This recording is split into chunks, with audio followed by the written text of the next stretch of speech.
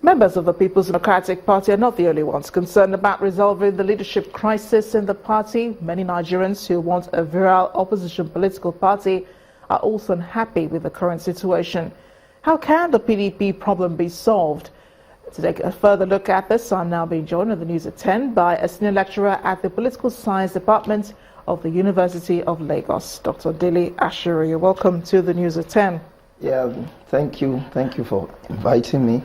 A pleasure having you here. Thank you. You've watched the crisis rocking the PDP, and I'm sure your opinions on that are very strong. Do you think it was avoidable, this crisis? Well, the crisis is not avoidable. It is not avoidable because if you look at the formation of the PDP and the way it had carried on in government in the last 16 years, you find out that this is a loose coalition of strange political bedfellows, all driven by the calculus of power. In a situation like that, you find some sort of rat race amongst, the elites within the political party to secure dominance over one another. And having lost power in 2015, this crisis is just a fait accompli.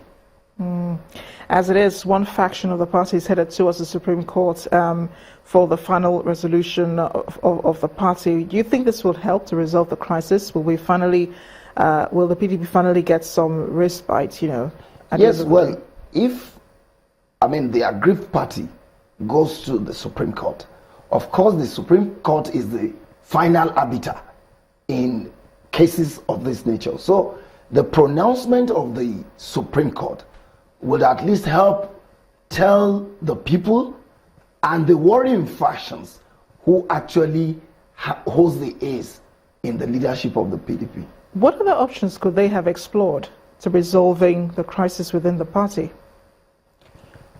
Well, there appears to be none because, these are a group of people driven only by the calculus of power. In all of these squabbles, where is the interest of Nigerians? And it cannot but be so because the nature of our politics in Nigeria is such that it is zero-sum.